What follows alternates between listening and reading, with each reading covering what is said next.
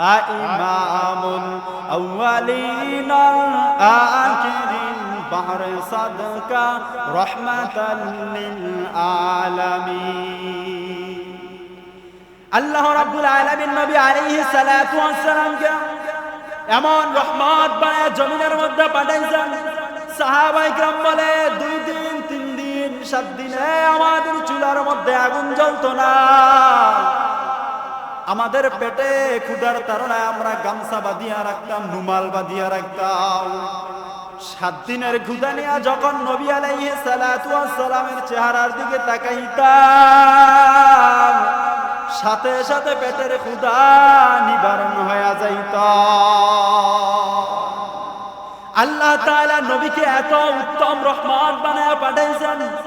নবী আলাইহিস সালাতু ওয়াস সালামের ভিতরে এত রহমত এত বরকত বানায় আল্লাহ তাআলা জমিনের মধ্যে পাঠাইছেন। নবী আলাইহিস সালাতু ওয়াস সালামের ব্যাপারে তার স্ত্রীগণ বলেন, আল্লাহর রাসূল যখন গামায়া যাইতেন, আল্লাহর নবীর গামগুলো আমরা বোতল ভরে সংগ্রহ করে রাখতাম। মক্কা মদিনার মধ্যে যখন বিবাহের অনুষ্ঠান পড়তো, বড় বড় অনুষ্ঠান পড়তো, তখন মানুষেরা আসিয়া মেশক আম্বার আতর হিসেবে নবীর গাম ব্যবহার করত। যেই রাস্তা দিয়ে একবার নবী আলাইহিস সালাতু ওয়াস সালাম হাঁটিয়া যাইতেন, 7 দিন পর্যন্ত ওই রাস্তায় মেশক আম্বরের ঘেরান লাগিয়া থাকত। কোন বাচ্চার মাথায় যখন আল্লাহর নবী হাত বুলাইতেন, ওই বাচ্চা ঘরের মধ্যে গেলে তার মা বাবা বুঝতে পারতো যে এই বাচ্চার মাথায় রাহমাতুল লিল আলামিন হাত বুলায়া দিছে। কেমন রহমত বানায় নবীকে আল্লাহ তাআলা পাঠাইলেন।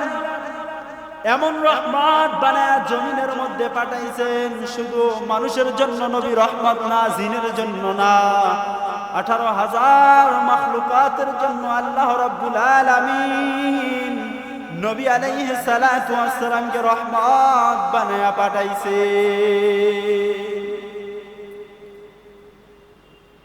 সাহাবায়ে কেরাম রাদিয়াল্লাহু তাআলা আনহুম তারা বলেন, জঙ্গলের মধ্য থেকে নবী আলাইহিস সালাতু ওয়াস সালামের সাথে আমরা হাঁটিয়া যাই। হঠাৎ করে সালামের আওয়াজ আসতেছে, সালামের আওয়াজ আসতেছে। আল্লাহর নবীকে ডাক দেওয়ার পয়গম্বর, এই জায়গায় তো আমরা ছাড়া কোনো মানুষ নাই, কোনো জনবসতি নাই। ও নবী, তাইলে এই জায়গায় সালাম জানাই কে? সালাম জানাই কে? আমরা তো সালামের আওয়াজ শুনতেছি। আল্লাহর নবী ডাক দিয়া বললেন, ও আমার সাহাবীরা শুনিয়া লও, তোমরা মনে করছো আমি শুধু মানুষের নবী? না না, আল্লাহ রাব্বুল আলামিন আমাকে বিশ্ব জগৎবাসীর সমস্ত মাখলুকের জন্য নবী বানায়া পাঠাইছে। কেননা আল্লাহ তাআলা নিজে বলতেছেন, আল্লাহ বলেন, আমি হলাম আলহামদুলিল্লাহি রাব্বিল আলামিন।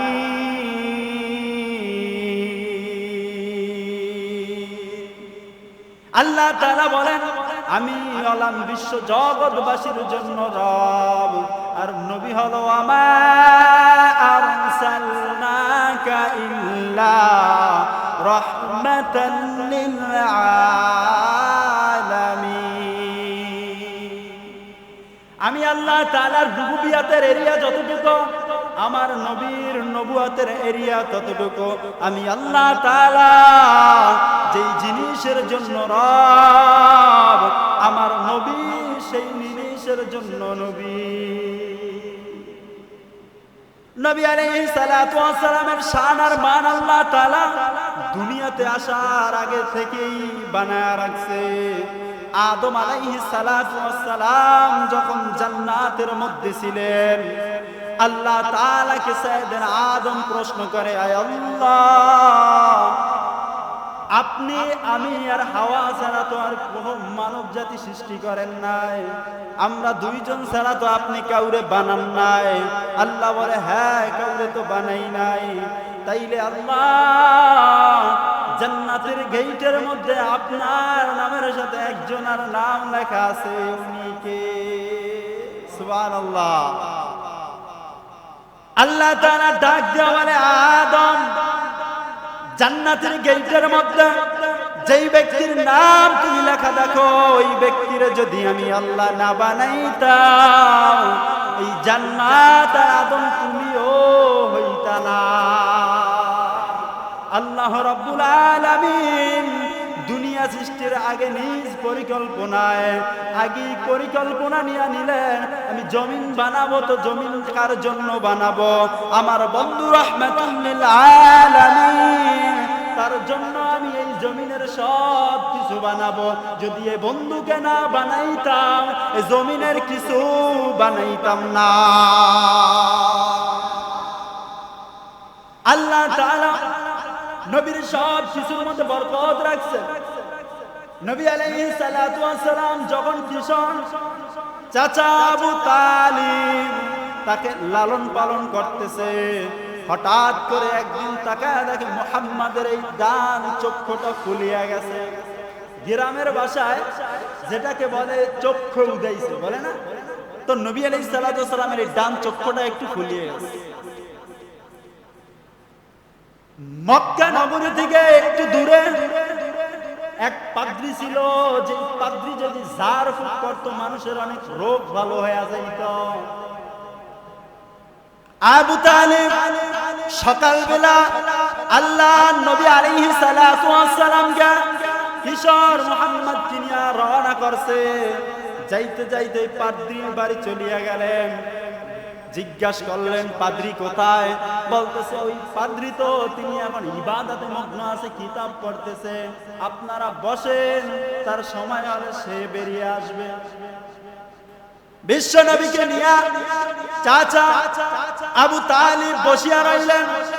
অনেক সময় পরে পাদ্রী আসলেন। আসিয়া দেখে আবু তালিব আর তার ছোট্ট বাচ্চা মুহাম্মাদের ছেলে আব্দুল্লাহর ছেলে মুহাম্মদকে নিয়ে দাঁড়ায় আছে। ডাক দিয়া বলতেছে, কিসের জন্য আপনারা আসছেন? বলে, আমরা আসছি হলো এই যে আমার ভাতিজা মুহাম্মদ, তার ডান চক্ষুটা উদয় গেছে, এই চক্ষুটা একটু ঝাড়ফুঁক করে দিবেন যেন ভালো হয়ে যায়। পাদ্রী অবাক হয়ে ডাক দিয়া বলে, আবু তালিব, কাকে আমার কাছে তুমি নিয়ে আসছো? আবু তালিব, কাকে নিয়ে আসছো আমার কাছে? তুমি কি জানো না এই আব্দুল্লাহর সন্তান মুহাম্মদ, আল্লাহ তাআলা তাকে এমন দামি বানায়া পাঠাইছে। আমি তো তাওরাত, জাবর, ইনজিল কিতাবে পড়িয়া দেখছি, আব্দুল্লাহর ছেলে মুহাম্মদ হবে শেষ নবী। আবু তালিব শুনিয়া তুমি তাকে আমার কাছে নিয়ে আসছো, ভালো কথা। আজকে আমি বলিয়া দেই, শোনো, এই ছোট্ট মুহাম্মাদের লালার মধ্যে আল্লাহ তাআলা ৭০,০০০ রোগের শিফা দিয়া রাখছে। আবু তালিব, তুমি প্রমাণ করিয়া নাও, মুহাম্মাদের জিহ্বা থেকে লালা নিয়ে একটু তার চোখের মধ্যে লাগা দাও।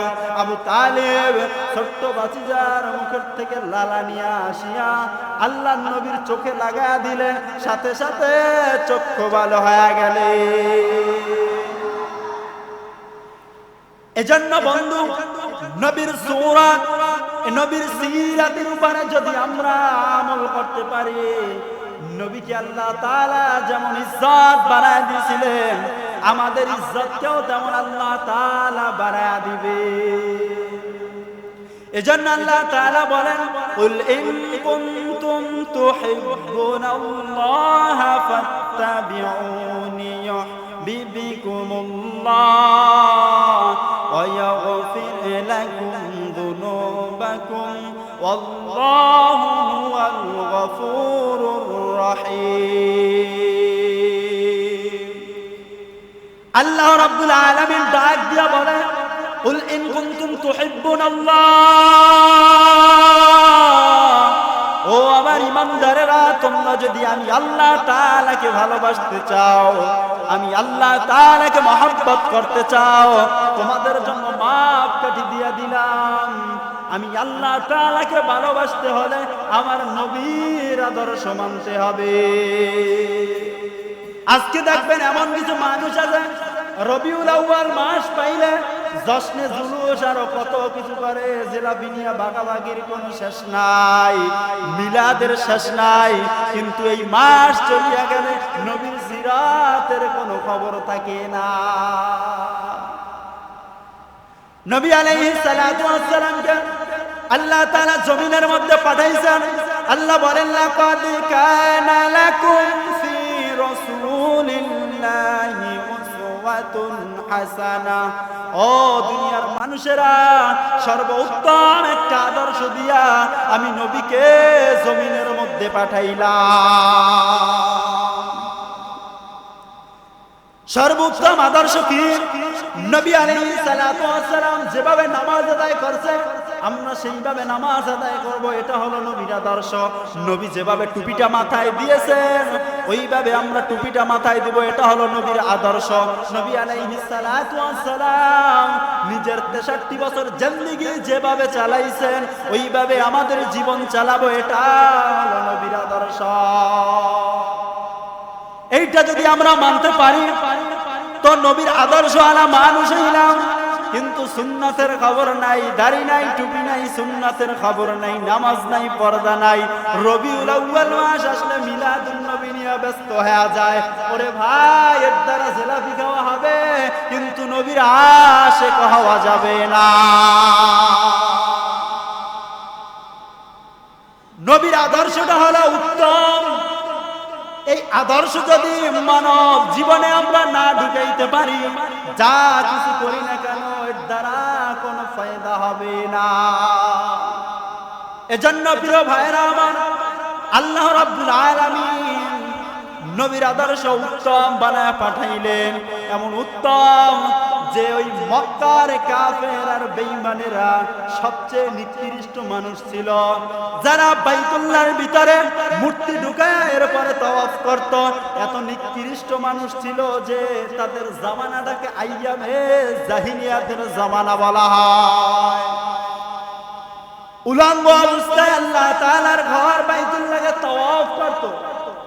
নবীর সোহবতে যাওয়ার কারণে আল্লাহ তাআলা এত দামি বানায় দিয়েছেন যে শুধু নবীর সোহবতে গেছে, নবীর আদর্শ মানছে, আল্লাহ তাআলা তাদের দুনিয়াতেই জান্নাতের সার্টিফিকেট দিয়া দিয়েছে। শুধু নবীর সোহবতে গেছে, নবীর আদর্শ মানছে, দুনিয়াতেই আল্লাহ তাদের জান্নাতের সার্টিফিকেট দিয়া দিয়েছে। এ বন্ধু, জ্ঞানের দাম নাই আল্লাহ তাআলার কাছে। বন্ধু, জ্ঞানী অনেক হতে পারে কিন্তু নবীর আদর্শে নাই, আল্লাহ তাআলার কাছে ওর কোনো দাম নাই। ও অনেক বাড়িওয়ালা, টাকাওয়ালা, মালিক, ক্ষমতাসীন, কিন্তু নবীর আদর্শ নাই। আল্লাহ তাআলা বলে ওর দাম আমার কাছে যারা পরিমাণ নাই। আবু জাহেল নাম শুনছেন না? এই আবু জাহেলের মূল নাম হলো আবুল হিকাম, তথা জ্ঞানীদের পিতা।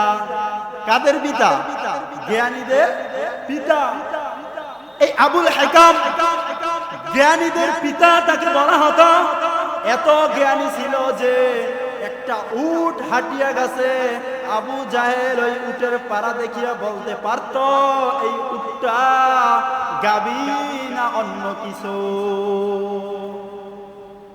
এতই জ্ঞানী ছিল যে আবু জাহেল এত জ্ঞানী ছিল, মক্কার মানুষেরা তাকে উপাধি দিয়েছিল আবুল হিকাম, জ্ঞানীদের পিতা। এত জ্ঞানী হইলেন কিন্তু নবী আলাইহিস সালাতু ওয়াস সালামের আদর্শ মানলেন না। এজন্য আল্লাহ তাআলা এত নিকৃষ্ট করলেন যে ওর বাড়িতে এখন পৃথিবীর মানুষ বাথরুম করে। আর বিলালে হাসি, ওই আফ্রিকার জঙ্গল থেকে আসছে বিলাল। আল্লাহ তাআলা বেলালকে নবীর আদর্শের জন্য এত দামি বানায় দিলেন, যেই বেলাল আযান না দিলে পূর্বাকাশে সূর্য উদয় হইতো না। নবীর আদর্শ এত দামি, যারাই গ্রহণ করেছে তারাই দামি হয়েছে, যারা এর থেকে মুখ ফিরায় নিছে তারা ধ্বংস হয়ে গেছে। আজকে বন্ধু, একদল মানুষ বলে আমরা বঙ্গবন্ধুর সৈনিক, আর একদল আছে বলে আমরা জিয়ার সৈনিক, আর একদল বলে আমরা অমুকের সৈনিক অমুকের সৈনিক। আল্লাহ তাআলা বলে দুনিয়ার মানুষ তুই অমুকের সৈনিক হইলি অমুকের সৈনিক হইলি, কিন্তু আমার নবীকে আমি আল্লাহ এমন একটা উত্তম আদর্শ দিয়া জমিনের মধ্যে পাঠাইলাম, কিন্তু সেই নবীর আদর্শে আদর্শবান হইলি না। তুই যত মানুষের সৈনিক হও না কেন, নবীর আদর্শ যদি গ্রহণ না করো, আমি আল্লাহর আদালতে তোর জাররা পরিমাণ মূল্য নাই। আল্লাহ তাআলার আদালতে ওই মানুষগুলোর জাররা পরিমাণ মূল্য নাই যারা নবীর আদর্শ গ্রহণ করতে পারবে না। বলে নবীরে মহব্বত করি, দেখবেন বিড়ি টানে, আছে না নাই? নবীরে মহব্বত করে নামাজ পড়ে না এক ওয়াক্ত, নবীরে মহব্বত করি গালে দাড়ি নেই ফোন শেষ ক্লিন শেষ করে, নবীরে মহব্বত করি। নবীকে আজকে দেখেন এই জায়গায় গালি দেয় ওই জায়গায় গালি দেয়। আজকে দেখেন ভারতের এক হিন্দু পণ্ডিত নবী আলাইহিস সালাতু ওয়াস সালামকে গালি দিল। ভারতের মুসলমানের তাকবীরের ধ্বনিতে দিল্লির মসনদ থরথর করে কাঁপতেছে, কিন্তু বাংলাদেশে 18 কোটি মুসলমান 92 জন শতকরা মুসলমান এই দেশের মধ্যে নবীকে গালি দেয়। যারা আশিকে রাসূল বলে স্লোগান দেয়, এরা এর বিরুদ্ধে কোনো কথা বলে না। আজকে দেখেন ভারতের গুটি কয়েক মুসলমান, এরপরেও তারা নবীকে শুধু গালি দিয়েছে, নবীকে কটূক্তি করেছে, এর জন্য ময়দানে নেমেছে। দিল্লির রাস্তাঘাট সব অচল হয়ে গেছে, গাড়ি চলতে পারে না।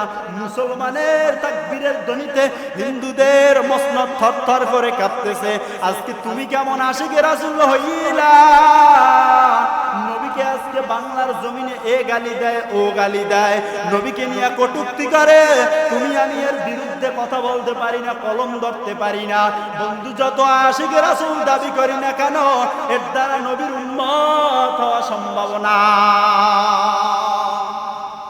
নবীর আশিক যদি হতে চাই, ইলমুদ্দিনের দিকে তাকাও। ইলমুদ্দিন নবীর এমন আশিক ছিলেন, নবীকে নিয়ে বাজে মন্তব্য করেছে, বাজে বই লিখেছে।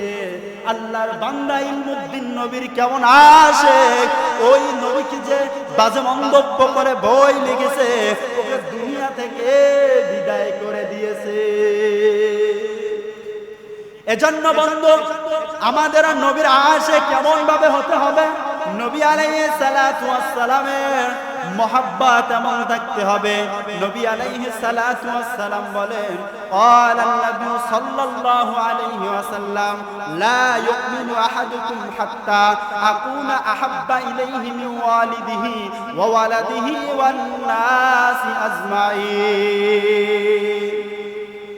নবী আলাইহিস সালাতু ওয়াস সালাম বলেন, তোমার ছেলে মেয়ে অর্থ সম্পদ মা বাবা সব কিছুর চাইতে যতক্ষণ পর্যন্ত আমি নবীকে বেশি মহব্বত করতে না পারবা, ততক্ষণ পর্যন্ত কামেল মুমিন হইতে পারবা না। আল্লাহ তাআলা নবীর মধ্যে এমন বরকত রেখেছে, আল্লাহ তাআলা নবীর মধ্যে এত বরকত রেখেছে। নবী আলাইহিস সালাতু ওয়াস সালাম খন্দকের যুদ্ধে গেলেন। খন্দকের যুদ্ধে গিয়া নবীজি পরিখা খনন করতেছে, তথা মদিনার বর্ডার এরিয়ায় খাল খনন করতেছে। পাথরওয়ালা জমিন, সাহাবীদের নিয়ে আল্লাহর নবী আলাইহিস সালাতু ওয়াস সালাম খাল খনন করতেছে, যেন কাফেররা আঘাত করলে সরাসরি ওই আঘাতটা যেন মদিনার বুকে না আসে। নবী আলাইহিস সালাতু ওয়াস সালাম সাহাবীদের নিয়ে পরীক্ষা খনন করতেছেন। আল্লাহর নবী পরীক্ষা খনন করতেছেন। ওই সময়কালে একদিন, 2 দিন, 3 দিন, 4 দিন হয়ে গেল। 4 দিন হয়ে যাওয়ার পর সাহাবায়ে কেরাম আসিয়া নবীজির কাছে বলে, ও পয়গম্বর, 4 দিন পর্যন্ত আমরা পরীক্ষা খনন করতেছি, আজকে 4 দিন পর্যন্ত আমরা কিছুই খাইতে পারি নাই, ক্ষুধার যাতনা আমরা সহ্য করতে পারি না।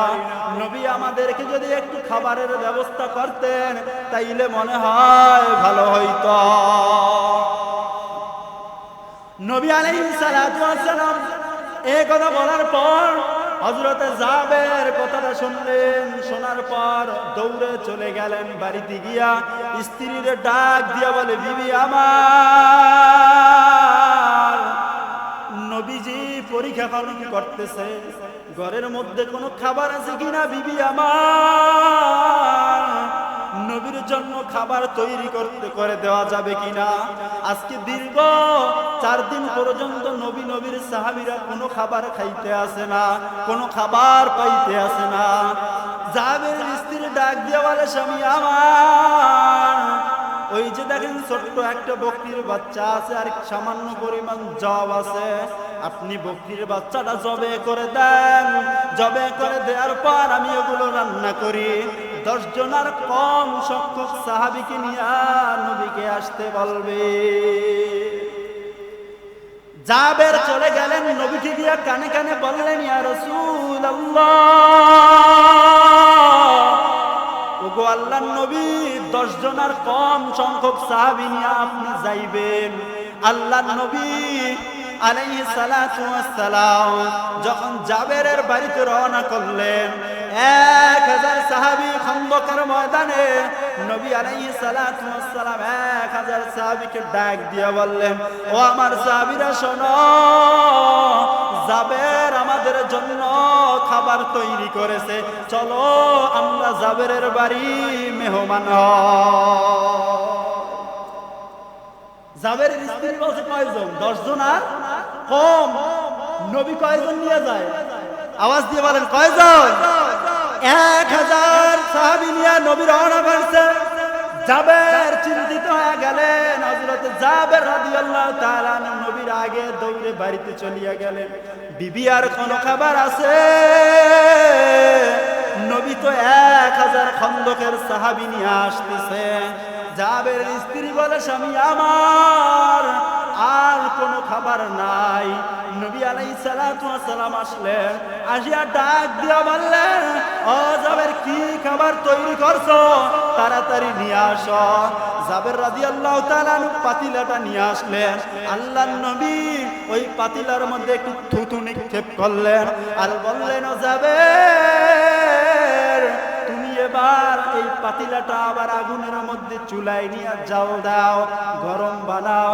জাবের চলিয়া গেলেন, ওই পাতিলের গোশতটুকু আবার রান্না করলেন, গরম বানাইলেন।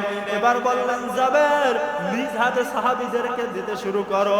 জাবের রাদিয়াল্লাহু তাআলা ডাক দিয়া বলেন, আমি 1000 সাহাবী নবী সহ সবাইরে ওই পাতিলার গোশত দিয়া খাওয়াইলাম, এরপরেও দেখি সেই রকমের গোশত এখনো আছে। এত বরকত ছিল নবীর থুতুর মধ্যে। হযরতে আবু হুরায়রা রাদিয়াল্লাহু তাআলা আনহু মসজিদে নববী থেকে বাইরে হইলেন, পেটের মধ্যে ক্ষুধা। আবু হুরায়রা বাহির হইয়া রাস্তায় দাঁড়ায় রইলেন। হঠাৎ করে তাকায় দেখে আবু বকর আসতেছে। আবু বকর আসার পর সালাম দিলেন। সালাম দিয়া তিনি অনেক কথা বললেন, পেটের ক্ষুধার কথা বললেন না। কিন্তু আবু বকর তার কথায় তেমন কান দিলেন না। আবু বকর মনে হয় ব্যস্ত, চলিয়া গেলেন। কিছুক্ষণ পর ওমর আসলেন। ওমর রাদিয়াল্লাহু তাআলা আনহুর সাথে সালাম দিয়ে আবু হুরায়রা রাদিয়াল্লাহু তাআলা আনহু কথা বললেন।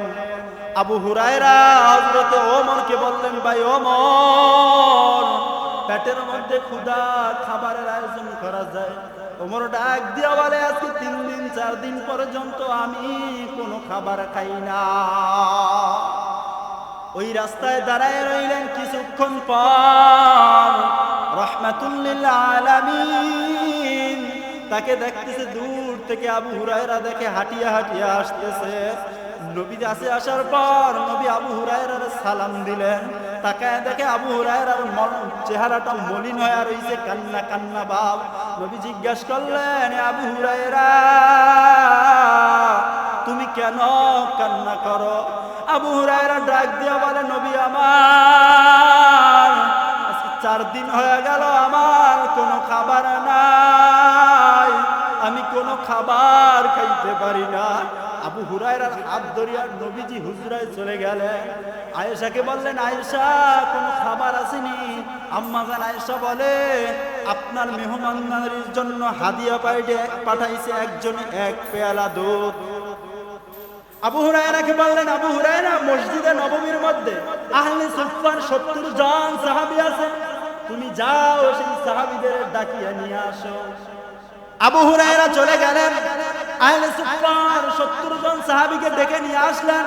আল্লাহর নবী বললেন, এবার আবু হুরায়রা 70 জনকে গোল দিয়া বসাও। আল্লাহর নবীর হুকুমে সবাই গোল দিয়া বসলেন। আল্লাহর নবী পেয়ালাটা হাতে নিয়া আবু হুরায়রাকে বলেন, আবু হুরায়রা, এবার তুমি ডান দিক থেকে প্রত্যেকের খাওয়ানো শুরু করো।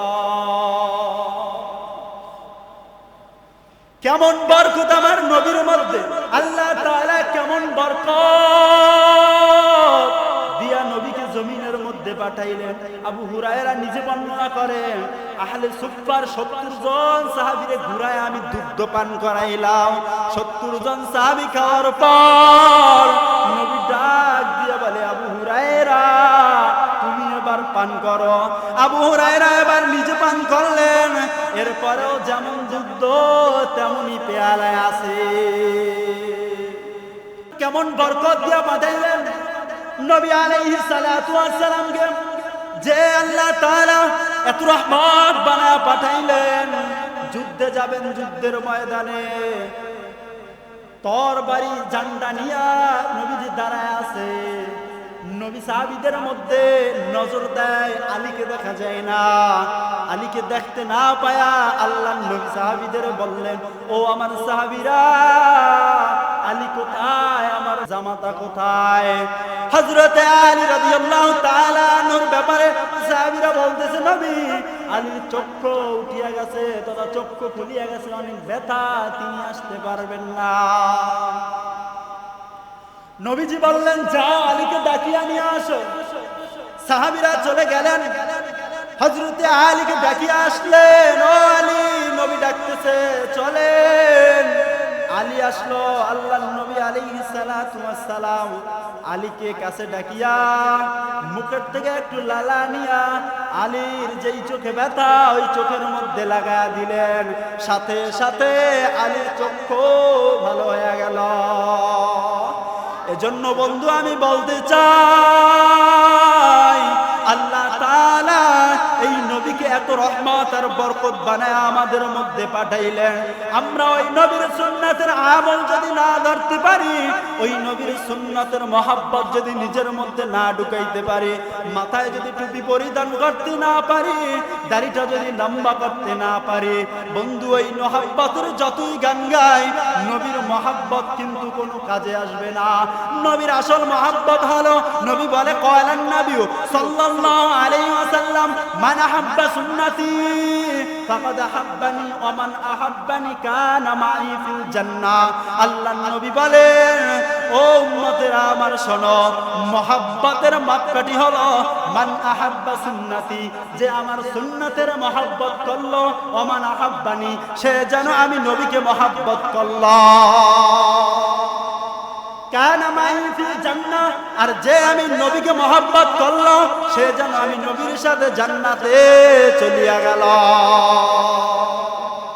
সুন্নাতের মহব্বত নাই, সুন্নাতের আমল নাই, দাড়ি নাই, টুপি নাই, লম্বা জামা নাই, আজান হলে নামাজ নাই, বন্ধু তুমি যত আশিকে রাসূল দাবি করো, তুমি শয়তানের দোসর।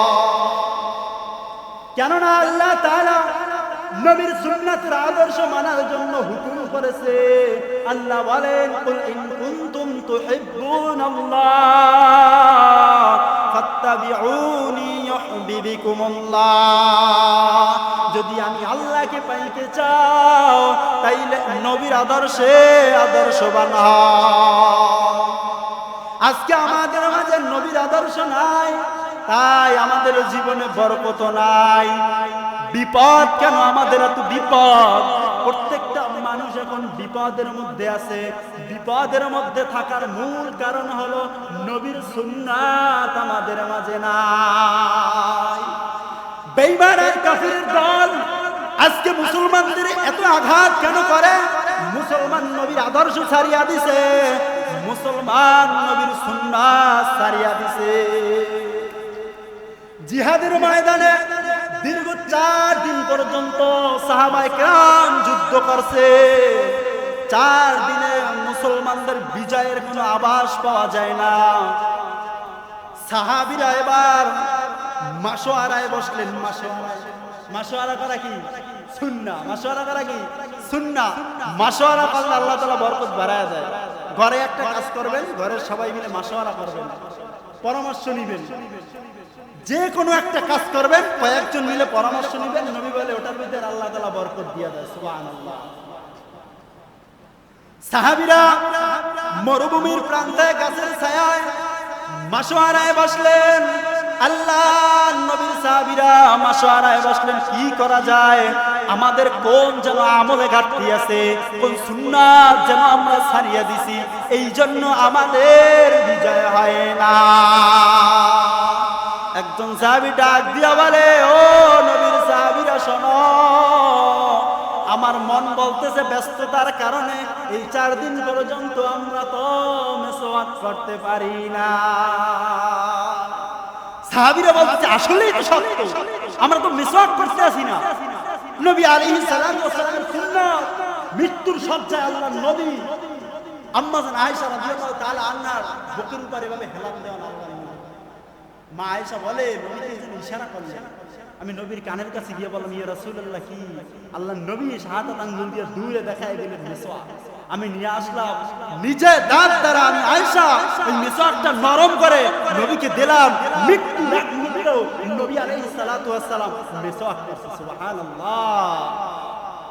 এজন্য যারা মেসওয়াক করবে 5 বেলা নামাজে, আল্লাহর নবী বলে ঈমানের সাথে তাদের মৃত্যু নসিব হবে। সাহাবায়ে কেরাম পরামর্শ করলে পাইলেন আমরা মেসওয়াক করি না, এই জন্য মনে হয় আমাদের বিজয় আসে না। সাহাবীরা এবার প্রত্যেকে মেসওয়াক করা শুরু করলেন। কাফেরের দল আসলেন, মুসলমান কি বৈঠকে বসছে আমরা একটু দেখিয়া লই। কয়েকজন কাফের আসিয়া দূর থেকে তাকায় রইছে মুসলমানেরা কি পরামর্শ করে, আল্লাহর নবীর সাহাবীরা কি পরামর্শ করে আমরা একটু দেখিয়া লই। তখন তারা তাকায় দেখতেছে তারা মেসওয়াক করতেছে। বকে কাফেররা ডাক দিয়া কয়, মুসলমানের সাথে আর যুদ্ধে যাওয়া যাবে না, কেননা মুসলমানেরা তাকায় দেখো দাঁতে ধার দিতেছে, আমাদের এই কামরায়া শেষ করিয়া পালাইবে। বিজয় হয়ে গেল যুদ্ধ ছাড়াই বরকত, মেসওয়াকের বরকত। কিসের বরকত? মেসওয়াকের বরকত আল্লাহ তাআলা এমন দিলেন, নবীর সুন্নাতের বরকত এমন দিলেন, যুদ্ধ করা লাগে না, শহীদ হওয়া লাগে না, তরবারি নিয়ে নামতে হয় না, শুধু মেসওয়াক করেছে। এই মেসওয়াকের বরকত আল্লাহ তাআলা মুসলমানদের বিজয় দিয়া দিছে। हमसुराते हमसीराते मुस्तफा दर तमामी आलयों कुन इत्तिबा इत्तिबा सुन्नत खैरुल बशर गिर लाजम ताबुया बि अनफसा। नबी বলে উম্মার শেষ জামানায় আমি নবীর একটা সুন্নাত যদি আটকায়া ধরতে পারো, জিহাদের ময়দানে গিয়া যদি 100 মুসলমান মুমিন কাফেরের সাথে যুদ্ধ করে শহীদ হয়ে যায়, ওই 100 মুমিন শহীদ হইলে তাদের যেই সওয়াব আল্লাহ দান করবে, এই শেষ জামানায় একটা সুন্নাত আটকায়া ধরতে পারলে তোমাকে আল্লাহ তাআলা 100 শহীদের সওয়াব দিয়া দিবে। সুন্নাতের এত দাম, আজকে আমরা সুন্নাত পালন করতে চাই না। আজকে আমরা সুন্নাত পালন করতে চাই না। তাকায়া দেখবেন মুসলমান কেমন মুসলমান। 100 জন মুসলমানের মধ্যে 95 জন মুসলমানের গালে দাড়ি নাই। 100 জন মুসলমানের মধ্যে 95 জন মুসলমান মাথায় টুপি দেয় না। 100 জন মুসলমানের মধ্যে 97 জন মুসলমান সুন্নতের পোশাক পরে না।